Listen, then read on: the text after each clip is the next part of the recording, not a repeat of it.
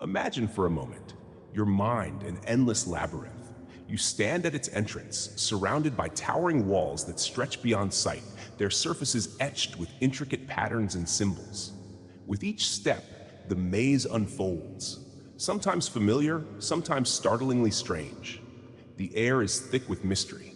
Every corner whispers secrets of existence, reality, and the human condition. Here, logic dances on the edge of reason. Certainty dissolves into uncertainty. Paradoxes lurk like shadows in the dim light. Tonight, we venture together into this labyrinth of thought, exploring some of the most perplexing paradoxes humanity has ever encountered. Ideas so strange, so counterintuitive, they might keep you awake or lull you into deep, reflective sleep. But before the journey begins, pause for a moment. What happens when logic itself seems to break down? When the very tools we use to make sense of the world, the rules of reasoning, the principles of causality, the frameworks of science and philosophy, turn against themselves? Paradoxes force us to confront this unsettling possibility. They challenge not only what we know, but how we think. And yet, within these contradictions lies a profound beauty, a glimpse beyond the veil of conventional understanding into the boundless complexity of existence. So, what exactly is a paradox? At its core, a paradox is a statement or situation that seems to contradict itself, defying common sense and leading to conclusions that appear impossible or absurd. Take the classic liar paradox. If someone says, "I am lying," their words create a logical loop. If they are lying, then the statement must be true. But if it's true, they aren't lying, making the statement false. This circular reasoning traps us in an intellectual tension, a contradiction with no clear resolution. Paradoxes have captivated thinkers for centuries, exposing the limits of human knowledge and the fragility of our assumptions. In mathematics, Russell's paradox, questioning whether a set can contain itself, shook the foundations of set theory, forcing mathematicians to rethink entire disciplines. In physics, Schrödinger's cat illustrates the strange implications of quantum mechanics, challenging our intuitive grasp of reality. Even in everyday life, paradoxes emerge in moral dilemmas, philosophical debates, and moments of deep self-reflection. What makes paradoxes so compelling is their power to disrupt our usual ways of thinking. They force us to step beyond the familiar, into a realm where ideas resist easy categorization. Consider Zeno's paradoxes, which argue that motion is impossible because any distance can be infinitely divided. On the surface, this seems absurd. We witness motion every day. But upon closer examination, Zeno's reasoning unveils profound truths about infinity, continuity, and the nature of space and time. Paradoxes are more than intellectual puzzles. They serve as catalysts for discovery, exposing the gaps in our understanding and inspiring new ways of thinking. Albert Einstein once said, "We cannot solve our problems with the same level of thinking that created them." Paradoxes embody this perfectly. They challenge us to break free from conventional wisdom and step into the unknown. The implications of paradoxes reach far beyond abstract thought experiments. They shape nearly every aspect of human experience. In ethics, paradoxes challenge our moral reasoning. Take the trolley problem. Should one life be sacrificed to save five? This dilemma forces us to confront conflicting values: utilitarianism versus deontological ethics, consequences versus principles. Is there a universal standard of right and wrong, or is morality inherently subjective? In science, paradoxes often signal revolutionary breakthroughs. The dual wave-particle nature of light, once seen as an unsolvable contradiction, led to the birth of quantum mechanics, one of the most transformative theories in history. Similarly, black holes, where gravity is so intense that not even light can escape, defy our understanding of space, time, and information. They blur the boundaries between matter and energy, forcing us to rethink the very fabric of the universe. On a personal level, paradoxes invite introspection. They remind us that life is rarely black and white, that truth and falsehood, good and evil, success and failure often coexist in ways that defy simple classification. Consider the paradox of happiness. The more we chase it, the more elusive it becomes. Yet, when we focus on meaning and purpose, happiness often follows naturally. These contradictions shape our growth, teaching us adaptability, empathy, and resilience. But paradoxes can also unsettle us. They expose the vastness of the unknown, the limits of human understanding, the fleeting nature of certainty. Yet within this uncertainty lies something profound. Perhaps it is in these moments of paradox, when logic falters and reason bends, that we feel most alive, most connected to the infinite possibilities of existence. As we stand at the threshold of this labyrinth of thought, our journey will unfold gradually, layer by layer. Each step will reveal a paradox, its complexities unraveled, its significance open to reflection. But where shall we begin? What better starting point than the foundation of human freedom, the paradox of free will? Is everything predetermined, or do we truly have control over our choices? This timeless question cuts to the core of who we are, both as individuals and as a species. Let us step into this profound inquiry, guided by curiosity and wonder, as we continue our journey through the labyrinth of the mind. Freedom is a cornerstone of human identity, the essence of what it means to be alive, to make choices, to shape our own destinies. From the moment we wake up, we face decisions, big and small, that define who we are and where we're headed. But what if this sense of freedom is nothing more than an illusion? What if every choice you've ever made was predetermined by forces beyond your control? This question lies at the heart of one of philosophy's oldest and most enduring debates, the paradox of free will. Imagine standing at a crossroads, a literal fork in the road. One path leads to adventure, the other to safety. You pause, weigh your options, and finally decide.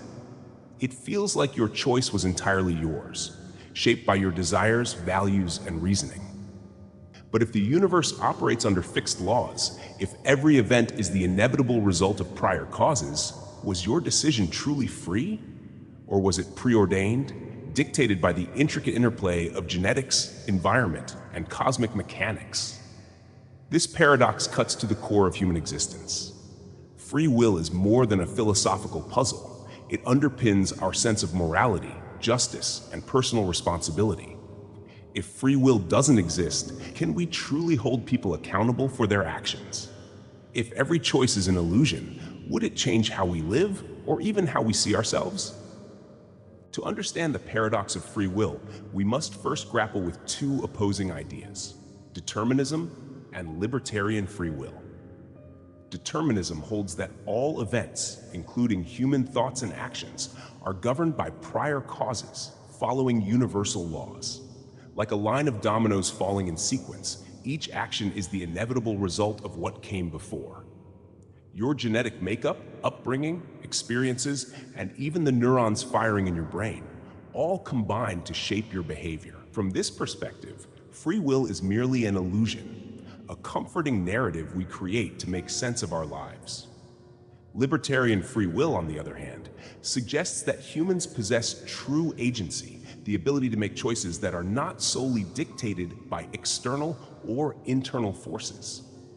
Standing at a crossroads, you are not bound by causality alone. You can freely choose either path, independent of past conditions. This view implies that decision-making stems from something beyond physical determinism, perhaps consciousness, a soul, or an undefined essence of autonomy. To illustrate this tension, imagine a line of dominoes. In a deterministic universe, tipping the first domino sets off a chain reaction, each piece falling in precise succession.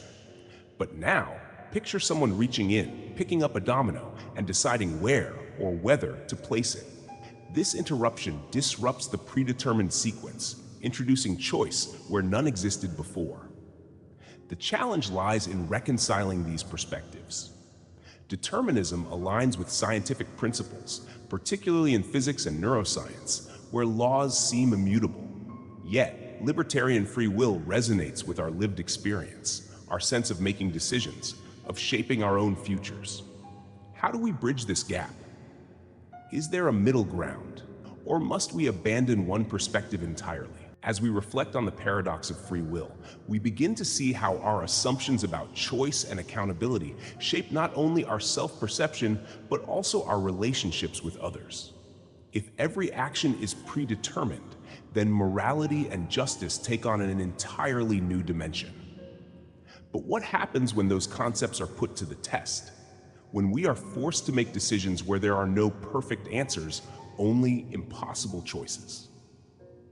Imagine this: you're standing beside a railway switch, watching a runaway trolley speed toward 5 people tied to the tracks. With a single pull of a lever, you can divert the trolley onto another track, but doing so will sacrifice one person instead. Do you intervene, or do you let fate take its course? This is the essence of the trolley problem, an ethical dilemma that strips away abstraction and plunges us into the heart of accountability and mercy. It forces us to confront the limits of moral reasoning, to weigh the consequences of action versus inaction, and to ask, what does it mean to make the right choice when no option is truly just? Speaking of accountability, let's move to another classic conundrum, one that pits justice against mercy. Welcome to the trolley problem. Interestingly, the absence of free will doesn't necessarily lead to nihilism. Some argue that embracing determinism can foster compassion and understanding. Recognizing that others' actions are shaped by factors outside their control encourages empathy rather than judgment. At the same time, it challenges traditional views of justice and personal responsibility, forcing us to reconsider how we treat those who commit wrongdoing. If we accept that free will is an illusion, what does that mean for our sense of self? Are we merely passengers in our own lives, acting out a script written by genetics and environment? Or is there still room for meaning and purpose, even in a deterministic universe? Perhaps the paradox of free will isn't about choosing between determinism and agency, but about learning to navigate the tension between them. Imagine this scenario. You're standing beside a railway switch, watching as a runaway trolley hurtles down the tracks. Ahead of it are 5 people tied to the rails, unable to escape. You have the power to pull a lever that will divert the trolley onto another track. But there's a catch. On the alternate track stands one person, equally helpless. What do? Do you sacrifice one life to save 5? Or do you refrain from intervening, letting fate take its course?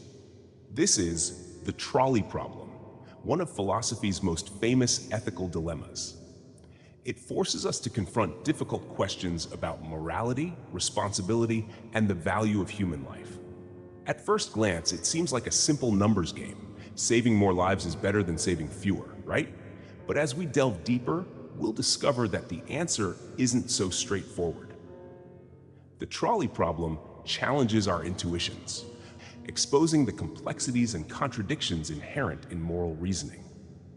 Why does this thought experiment matter? Because it mirrors real-world decisions we face every day, albeit in less dramatic forms. Should a doctor prioritize resources for the many over the few? Should a leader implement policies that benefit the majority but harm a minority? These scenarios may not involve runaway trains, but they share the same underlying tension. How do we weigh competing values when there's no perfect solution? By exploring the trolley problem, we can gain insight into how we make ethical choices and what those choices reveal about who we are. To understand the trolley problem, let's break it down into its core components. At its heart, it pits 2 major ethical frameworks against each other: utilitarianism and deontological ethics. Utilitarianism is the idea that the morally right action is the one that maximizes overall happiness or minimizes suffering. From this perspective, pulling the lever to save 5 lives at the cost of 1 makes perfect sense. After all, fewer people die, which means less total suffering. A clear win, right? On the other hand, deontological ethics focuses on rules and duties rather than outcomes. A deontologist might argue that actively intervening, pulling the lever, is morally wrong because it involves directly causing harm to an innocent person. Even if the outcome is better, the act of killing someone violates a fundamental moral principle. Now let's complicate things further. Imagine a variation of the scenario. Instead of pulling a lever, you're standing on a bridge overlooking the tracks. The only way to stop the trolley is by pushing a large stranger off the bridge onto the tracks, which would halt the trolley but kill the stranger. Would you do it? For many people, this version feels far more unsettling, even though the outcome is identical. One life sacrificed to save 5. Why does changing the method of intervention alter our moral calculus? Is it because physical proximity makes the act feel more personal? Or is there something inherently different about using your hands versus a lever? These variations highlight how context shapes our moral judgments. They also reveal the limitations of both utilitarian and deontological approaches. Utilitarianism struggles to account for the emotional weight of certain actions, while deontology often feels rigid and impractical in complex situations. Neither framework provides a universally satisfying answer, leaving us caught between conflicting principles. The implications of the trolley problem extend far beyond hypothetical scenarios involving trains and strangers. It raises profound questions about how we navigate ethical dilemmas in everyday life. Consider these examples. Healthcare. During a pandemic, hospitals may face shortages of ventilators or ICU beds. Should doctors prioritize younger patients over older ones, or allocate resources based on likelihood of survival? Each decision carries moral weight, forcing caregivers to grapple with impossible trade-offs. Self-driving cars. As autonomous vehicles become more common, engineers must program them to handle situations akin to the trolley problem. Should a car swerve to avoid hitting pedestrians, potentially endangering its passengers? Who decides which lives are worth prioritizing? Political leadership.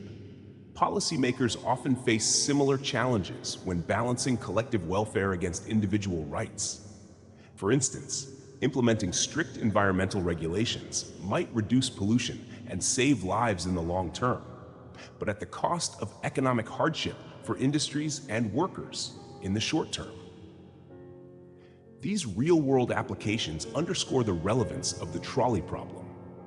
It reminds us that ethics isn't just an abstract exercise. It's a lived experience with tangible consequences. Moreover, it highlights the tension between emotion and reason in moral decision-making.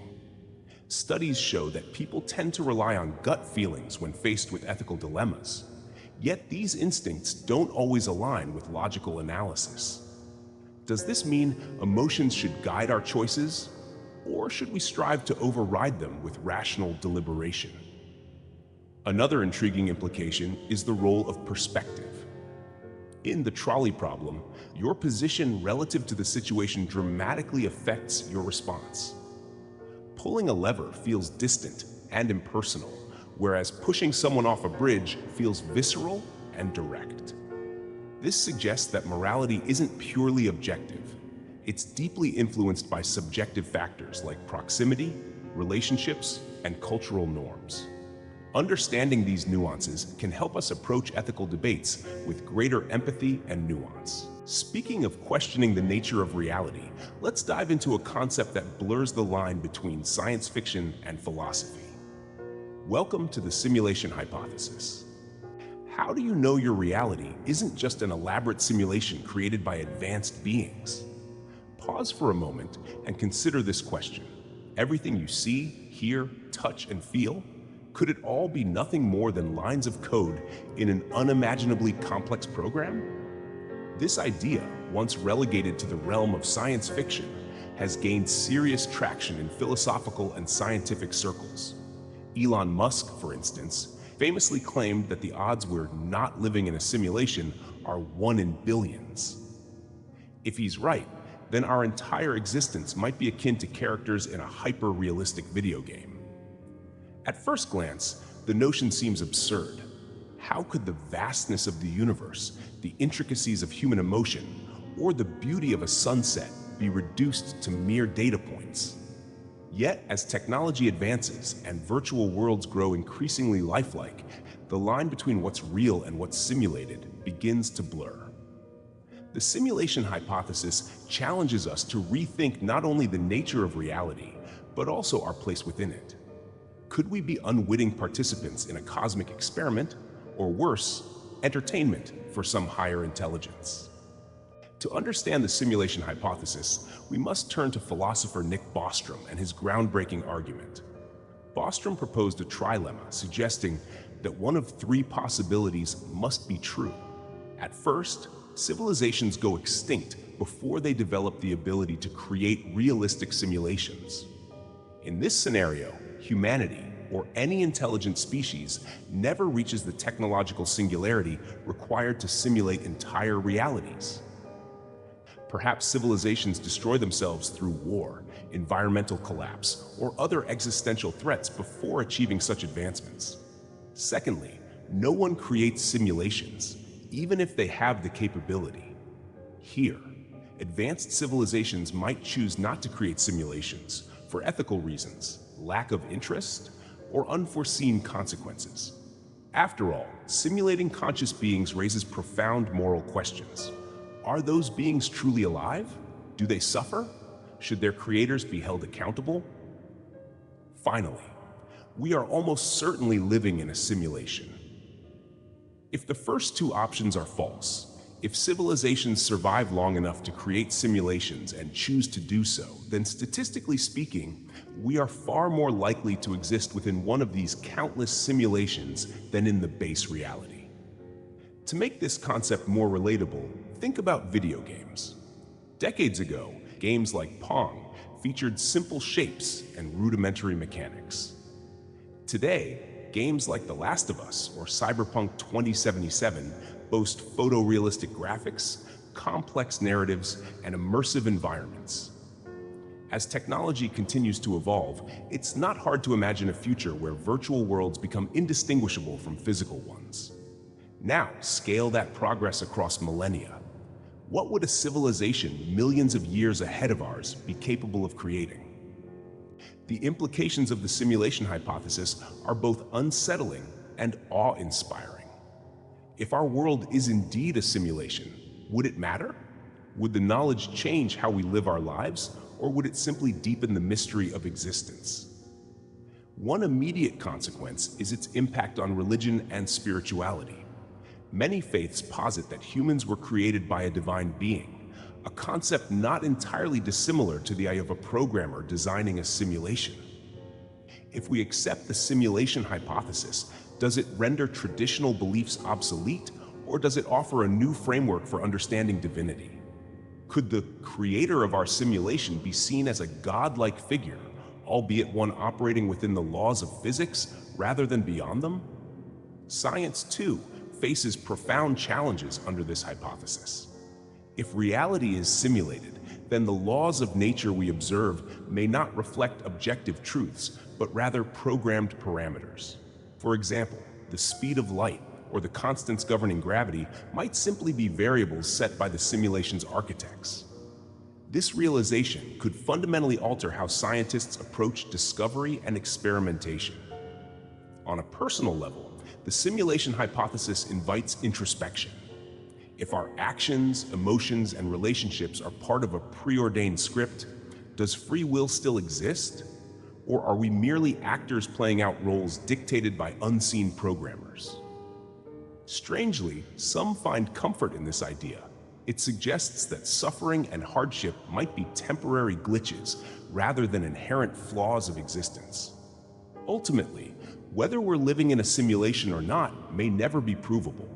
But pondering the possibility encourages humility.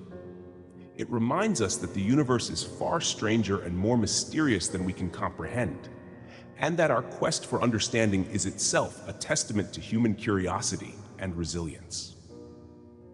If we're possibly living in a simulation, perhaps we're not alone in the universe after all. Or are we? Let's dive into the Fermi paradox. Take a moment to consider this staggering fact. Our universe contains billions of galaxies, each home to billions of stars, and many of those stars likely host planets. In this vast cosmic expanse, it seems almost impossible that Earth is the only place where life has emerged. Yet, despite decades of searching, we have found no definitive evidence of extraterrestrial civilizations. This glaring contradiction between the probability of alien life and the absence of contact forms the basis of the Fermi paradox. Named after physicist Enrico Fermi, who famously asked, "Where is everybody?" during a casual lunchtime conversation, this paradox challenges one of humanity's most profound questions. Are we alone in the universe? The implications of this question are both awe-inspiring and humbling. On one hand, the sheer scale of the cosmos suggests that intelligent life must exist elsewhere. On the other hand, the silence of the stars leaves us wondering, why haven't we heard from them? Is there something about the nature of the universe, or perhaps even ourselves, that makes contact elusive? As we explore the Fermi paradox, we'll delve into possible explanations and confront what they reveal about our place in the cosmos. To understand the Fermi paradox, let's break it down into its key components. First, consider the numbers. Scientists estimate that there are at least 100 billion galaxies in the observable universe, each containing hundreds of billions of stars. Many of these stars have planetary systems, some of which may reside in their star's habitable zone, the region where conditions are just right for liquid water, a crucial ingredient for life as we know it. With such an immense number of potential habitats, the likelihood of intelligent life evolving on at least one of these planets seems extraordinarily high. So why haven't we detected any signs of alien civilizations? Several theories attempt to explain this puzzling silence. Rare intelligent civilizations. Perhaps intelligent life is exceedingly rare. While microbial life might be common, the leap from single-celled organisms to technologically advanced beings could involve a series of improbable events.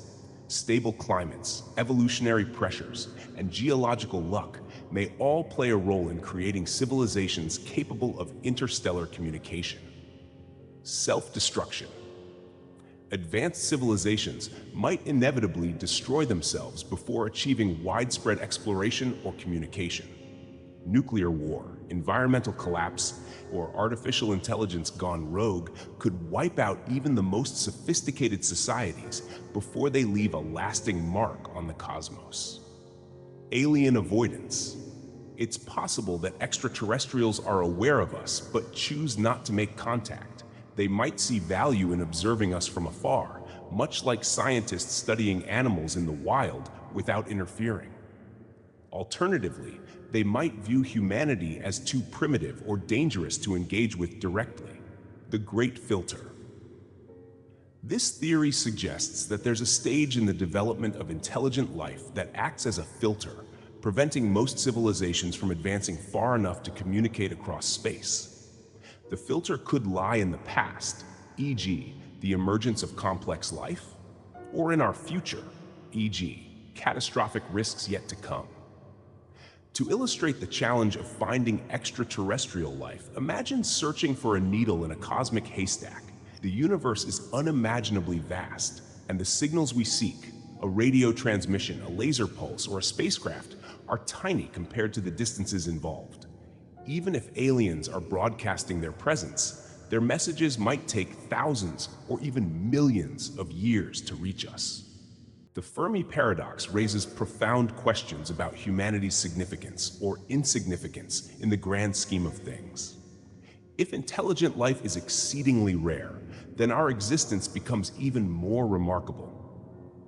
We are not just inhabitants of a small blue planet orbiting an average star. We are potentially among the few conscious beings in the entire universe. This realization could inspire awe and gratitude, encouraging us to cherish and protect our fragile world. On the flip side, if intelligent civilizations are common but never survive long enough to communicate, the paradox paints a grim picture of our own future. Are we doomed to follow the same path, destroying ourselves before reaching the stars? Or will we overcome the challenges that have felled others, becoming one of the rare species to achieve longevity and prosperity? Solving the Fermi paradox could redefine our understanding of the cosmos and our role within it.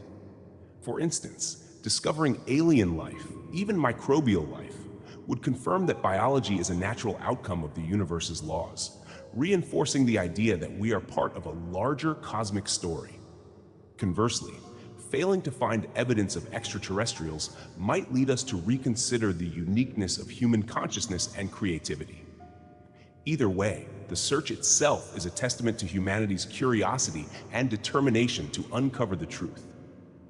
Moreover, the Fermi paradox invites philosophical reflection. What does it mean to be alone in the universe? Does loneliness depend on physical proximity, or can connection transcend spatial boundaries? And if we eventually encounter alien life, how will it change our perception of identity, morality, and purpose? The question posed by the Fermi paradox, where is everyone, forces us to reflect on humanity's place in the universe. But before we can truly understand what lies beyond the stars, perhaps we need to look inward first. After all, what allows us to ask these questions in the first place? How does consciousness arise from the raw material of biology? Instead of gazing at the heavens, let's now turn our focus inward to one of the deepest mysteries of all, the hard problem of consciousness. How does physical matter give rise to subjective experience? Why do we see colors, feel pain, or fall in love? These questions lie at the heart of one of philosophy's most profound mysteries, the hard problem of consciousness. While science has made remarkable progress in understanding the brain, how it processes information, controls movement, and regulates emotions, it struggles to explain why and how we have an inner world. Why does the firing of neurons translate into the vivid red of a rose, the sharp sting of a cut, or the warmth of holding someone's hand? This problem challenges not only neuroscientists, but also philosophers, physicists, and anyone who has ever paused to wonder about the essence of being alive. It forces us to confront the gap between the objective mechanisms of the brain and the subjective richness of our experiences. What is it about consciousness that makes us truly feel alive? And could this mystery hold the key to understanding life itself? To grasp the hard problem of consciousness, we must first distinguish it from what philosopher David Chalmers calls the easy problems of neuroscience. The easy problems involve explaining brain functions such as perception, memory, and behavior. Scientists can describe how neurons fire to process visual information or how hormones influence mood. While these tasks are far from simple, they are considered easy because they focus on observable, measurable phenomena. In contrast, the hard problem asks why and how these processes give rise to subjective experience, or what philosophers call qualia. Qualia refer to the raw, ineffable qualities of experience, the redness of red, the sweetness of chocolate, or the ache of longing. These experiences are deeply personal and cannot be directly accessed or measured by others. Even if we map every neuron in the brain, the question remains, why should any of this biological activity feel like anything at all?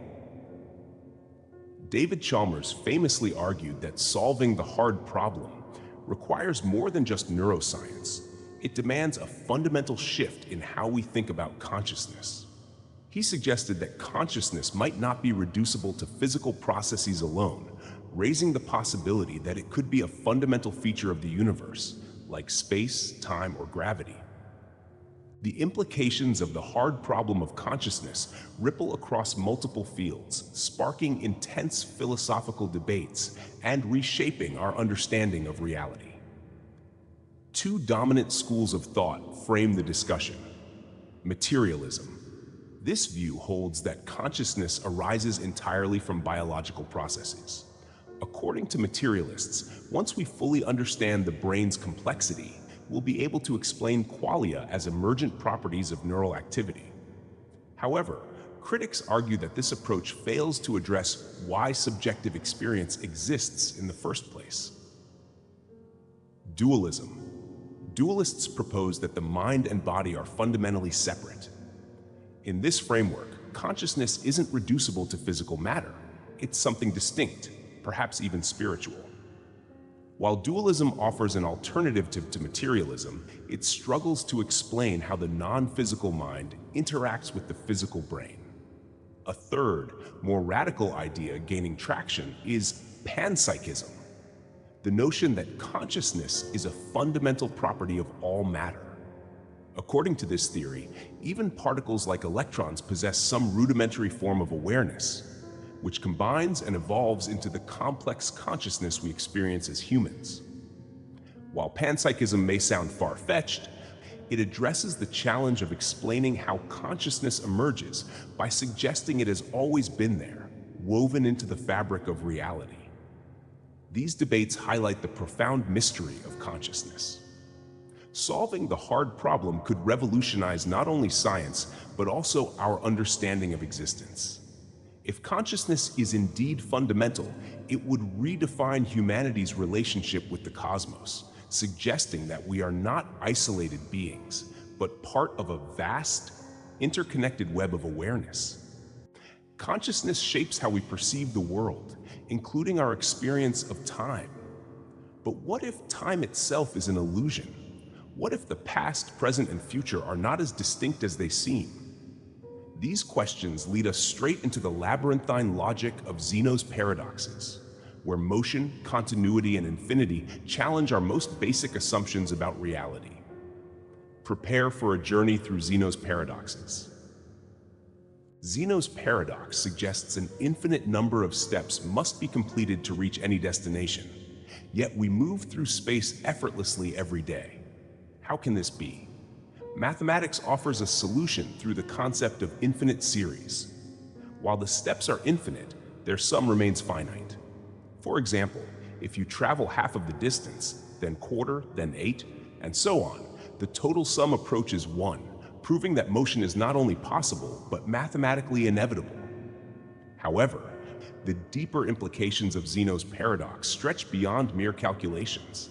It challenges our perception of space and time, raising questions about whether motion is continuous or composed of discrete, indivisible units. If movement is an illusion, what else about reality might not be as it seems? This brings us to an even stranger idea. What if cause and effect are not as rigid as we assume? Let's explore retrocausality. This mathematical resolution may seem to settle Zeno's paradox, yet the deeper philosophical implications remain. If motion is continuous, does that mean reality itself is infinitely divisible? Or could space and time be made of indivisible, discrete units, like pixels on a screen? Physicists exploring quantum mechanics have even suggested that space-time might be granular at the smallest scales, meaning Zeno's infinite divisions eventually hit a fundamental limit. But even if mathematics explains how motion works, the paradox challenges us to reconsider what movement really is. Are we gliding smoothly through existence, or are we jumping from one moment to the next in ways we can't yet perceive? And if our understanding of time is this fragile, what happens if time itself doesn't flow the way we think? Let's unravel the strange world of retrocausality. Imagine this scenario. You're standing at one end of a room, and your goal is simple: to walk across it and reach the other side. Easy enough, right? But now, pause for a moment and think about what it actually takes to get there. Before you can cross the entire room, you must first reach the halfway point. And before you can reach that halfway point, you need to cover half of that distance. And so on, ad infinitum. This is Zeno's paradox, one of the most famous thought experiments in philosophy. It suggests that motion is impossible because any journey requires completing an infinite number of smaller steps. At first glance, this paradox seems absurd. After all, we move through space every day without issue. Yet, Zeno's reasoning forces us to confront a deeper question. How do we resolve this apparent infinite regress? If space can be divided endlessly, how do we ever arrive anywhere? The paradox challenges our intuition about motion, continuity, and progress. inviting us to explore the boundaries of logic and mathematics. Time and motion blur together. But what about causality? What if effects could precede their causes? Let's unravel retrocausality. What if the future could reach back and shape the past? It sounds like science fiction, or perhaps a plot twist in a time travel movie. But this is the provocative idea behind retrocausality. In our everyday experience, time flows in one direction, cause precedes effect, and the past shapes the present. But what if this linear view of time is an illusion? What if events in the future could influence what has already happened? At first glance, retrocausality seems to defy common sense. Yet, certain interpretations of quantum mechanics suggest that the universe might not play by the rules we assume. This challenges one of our most fundamental beliefs about reality, that time moves only forward, and that effects must follow causes. Could the future be whispering secrets to the past, subtly shaping the course of history in ways we're only beginning to understand? To explore retrocausality, we need to delve into the strange world of quantum mechanics, specifically experiments like the delayed choice quantum eraser. In these experiments, particles seem to know what will happen to them in the future, even before it occurs. For instance, imagine a photon, a particle of light, traveling through space. Depending on a choice made after the photon has already passed through a detector, its behavior can change retroactively, as if the future decision influences the photon's past path. Let's simplify this with a metaphor. Imagine sending a letter to your past self, giving them advice or information that changes their decisions. The act of writing the letter in the present alters the course of events that have already unfolded. In the quantum realm, something akin to this seems to happen. Not through letters, but through the mysterious interplay of particles and probabilities. Retrocausality doesn't mean that someone in the year 3000 can send a message to Shakespeare to rewrite Hamlet. Instead, it suggests that at the smallest scales of reality, the arrow of time might not point as rigidly forward as we think. Events in the future could ripple backward, influencing outcomes in ways that blur the boundaries between cause and effect. The implications of retrocausality are profound, challenging not only our understanding of physics, but also our notions of fate, free will, and destiny. If the future can influence the past, does this mean that everything is predetermined? Could retrocausality imply that the universe is a closed loop, where every event is intricately connected across time? Consider the concept of free will. If future events can shape the past, then our choices might not be as independent as they feel. Perhaps every decision we make is influenced by outcomes that have yet to unfold. This raises unsettling questions.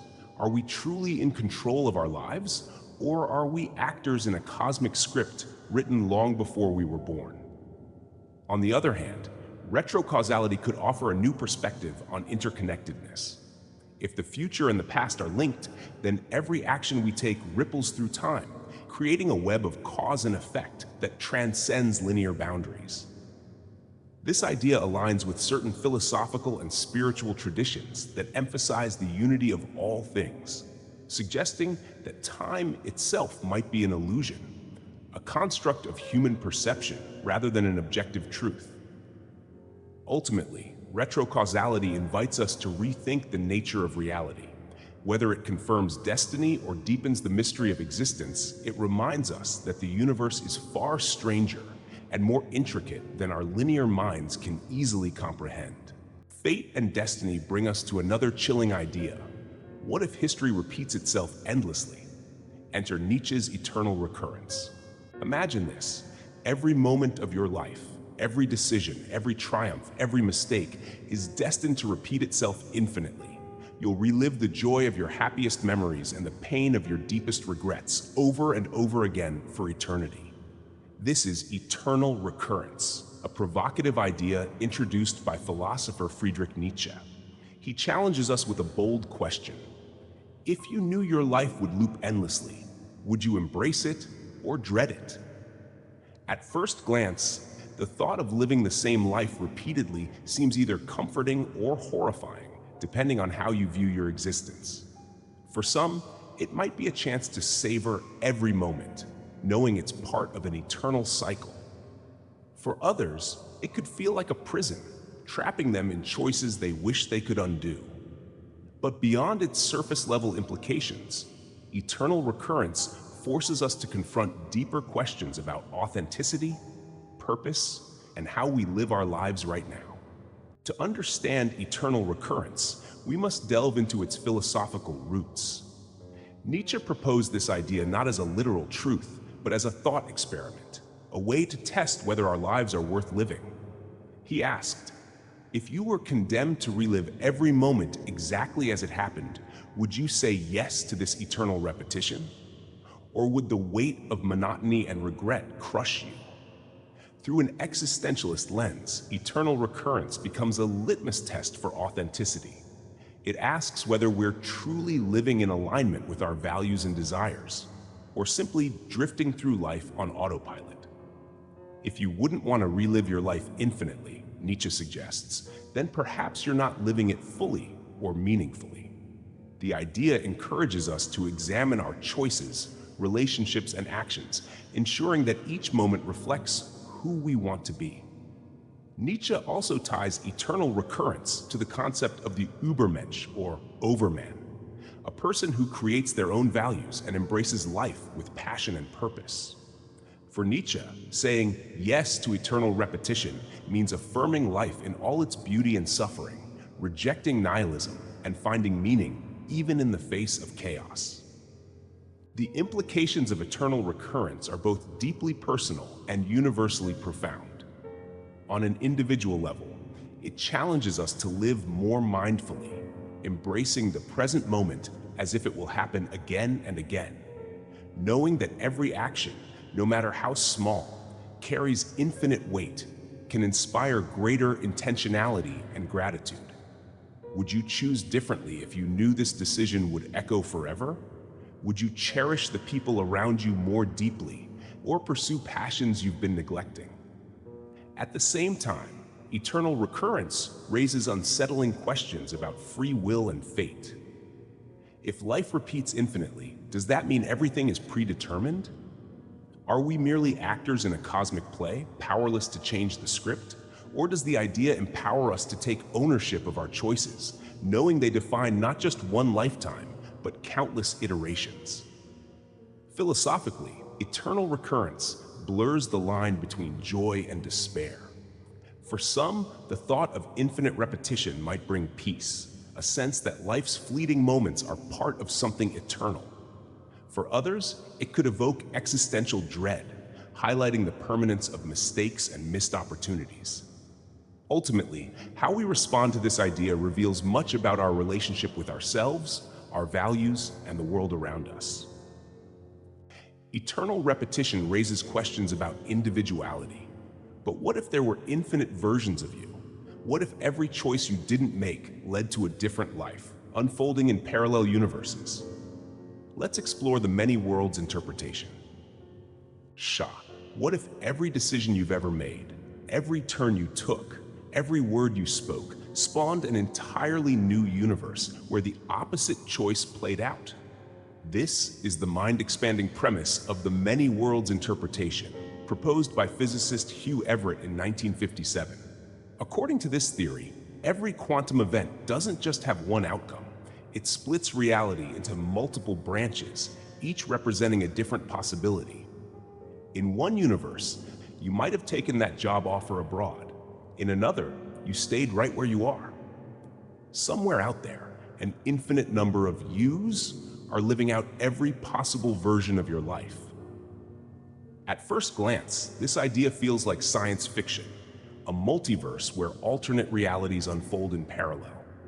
Yet, the many worlds interpretation is grounded in the strange and counterintuitive principles of quantum mechanics.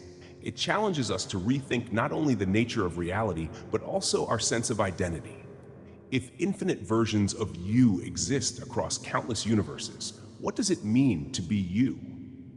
To understand the many worlds interpretation, we need to start with the concept of quantum superposition. In the quantum realm, particles can exist in multiple states simultaneously until they're observed, a phenomenon famously illustrated by Schrödinger's cat, which is both alive and dead until someone opens the box. Traditional interpretations of quantum mechanics suggest that observation collapses these possibilities into a single outcome. However, Everett proposed a radical alternative. Instead of collapsing, the universe branches into separate realities, each corresponding to a different outcome. Imagine flipping a coin. In one universe, it lands heads, in another, tails. Now scale this up to every decision, every interaction, every quantum event in existence. Each branch creates a distinct reality, slightly different from the others. Over time, these branching realities multiply exponentially, resulting in an unimaginably vast multiverse. Pop culture has embraced this idea, from movies like Everything Everywhere All at Once to TV shows like Rick and Morty. These stories often depict characters navigating parallel worlds, encountering alternate versions of themselves, or witnessing wildly divergent outcomes. While fictional portrayals take creative liberties, they capture the essence of the many worlds interpretation, a cosmos teeming with infinite possibilities. The implications of the many worlds interpretation are as profound as they are unsettling. On one hand, it offers a sense of liberation. No matter how badly you regret a decision, somewhere out there, another version of you made a different choice. This could inspire hope, knowing that failure in one universe might lead to success in another. But on the other hand, it raises ethical and existential questions. Should we care about the lives of our alternate selves? Are they truly us, or are they entirely separate individuals? Consider the moral dilemmas this theory introduces. If every action spawns infinite consequences, how do we assign responsibility? For instance, if one version of you achieves greatness while another commits harm, are you accountable for both outcomes? Or does each universe operate independently, absolving you of guilt for choices you didn't personally make? Philosophically, the many worlds interpretation challenges our understanding of identity and free will. If infinite versions of you exist, does any single life hold ultimate significance? Some argue that this perspective encourages mindfulness, urging us to focus on the present moment, since every possible future already exists somewhere. Others find it disorienting, questioning whether individual effort matters when all outcomes are inevitable. Ultimately, the many worlds interpretation invites us to marvel at the infinite complexity of existence. Whether it inspires awe or anxiety, it reminds us that reality might be far stranger and more wondrous than we can imagine. Parallel universes stretch the boundaries of possibility. But what about knowledge itself? What if ignorance is bliss? Let's examine the Dunning-Kruger effect. Have you ever noticed how some people seem inexplicably confident in their abilities, even when they're clearly wrong? Or perhaps you've encountered someone who insists they're an expert on a topic, but struggles to explain the basics. This phenomenon isn't just about arrogance. It's rooted in a cognitive paradox known as the Dunning-Kruger effect. At its core, this psychological principle reveals an ironic truth. The less you know about a subject, the more confident you tend to feel about it. And conversely, the more you learn, the more aware you become of your own limitations. This paradox challenges our assumptions about competence and self-awareness. It suggests that ignorance isn't just a lack of knowledge, it can also manifest as misplaced certainty. On the flip side, true expertise often comes with humility, as experts recognize the vastness of what they don't yet understand. So why does this happen? And what does it reveal about human cognition? To unpack the Dunning-Kruger effect, we need to explore two key concepts: cognitive biases and metacognition. Cognitive biases are mental shortcuts, patterns of thinking that lead us to errors in judgment. In this case, the bias stems from a failure of metacognition, the ability to reflect on and assess one's own knowledge and skills. Imagine this. Someone attempts to play chess for the first time. They confidently declare themselves a natural strategist, unaware of the intricate tactics involved. Because they lack the foundational knowledge to evaluate their performance, they overestimate their abilities. As they gain experience, their confidence dips. They begin to notice mistakes they previously overlooked. Only after years of practice do they regain confidence. But this time, it's grounded in real expertise. Humorous anecdotes abound when it comes to the Dunning-Kruger effect. Consider the infamous story of the man who sued his local library for $1 million because he believed himself to be the rightful owner of all books ever written. His confidence? Unshakable, despite the absurdity of his claim. Or think of amateur singers on talent shows, shocked when judges critique their performances harshly. These examples reveal how overconfidence can blind us to our shortcomings. Scientific studies confirm this pattern across various domains, from academic performance to social skills. Researchers David Dunning and Justin Kruger found that individuals scoring lowest on tests of logic, grammar, or emotional intelligence consistently overestimated their abilities, while high performers, they underestimated theirs. This asymmetry underscores a powerful truth. Self-awareness is essential for personal growth. The implications of the Dunning-Kruger effect extend far beyond amusing anecdotes. It invites us to reflect on the value of humility and the power of lifelong learning. Recognizing our ignorance isn't a weakness. It's the first step toward growth. When we acknowledge what we don't know, we open ourselves to new perspectives, deeper understanding, and meaningful progress. Consider the field of science. Breakthroughs happen when researchers admit the limits of current knowledge and commit to exploring the unanswered questions. Similarly, in everyday life, admitting "I don't know" can strengthen relationships, foster collaboration, and build trust. Humility allows us to embrace uncertainty without fear, transforming ignorance into an opportunity for discovery. On a societal level, the Dunning-Kruger effect reveals a dangerous reality. Unchecked confidence can have serious consequences, from political leaders making uninformed decisions to online influencers spreading misinformation. Overconfidence can mislead, divide, and distort the truth. By cultivating critical thinking and encouraging skepticism even of our own beliefs, we promote a culture of intellectual honesty. Ultimately, the Dunning-Kruger effect reminds us of a simple truth. Wisdom begins with awareness of our own fallibility. True knowledge isn't about having all the answers. It's about recognizing the vastness of what remains unknown and embracing the journey of learning. Ignorance humbles us, but what about ultimate truths? Can we ever fully grasp the mysteries of mathematics, logic, and existence itself? Our final segment tackles Gödel's incompleteness theorems. Is it possible to prove everything true within a system? Can we construct a framework of knowledge so perfect, so comprehensive, that it leaves no room for doubt or uncertainty? These questions lie at the heart of one of the most profound discoveries in mathematics and philosophy, Gödel's incompleteness theorems. In the early 20th century, mathematician Kurt Gödel shook the very foundations of logic by proving something astonishing. No formal system, no matter how carefully constructed, can be both complete, able to prove every true statement, and consistent, free from contradictions. At first glance, this might seem like an abstract problem for mathematicians, but its implications ripple far beyond equations and proofs, challenging our assumptions about truth, certainty, and the limits of human understanding.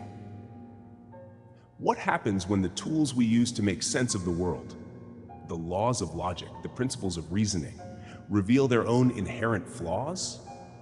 Gödel's work forces us to confront a humbling reality. Some truths may forever remain beyond our grasp.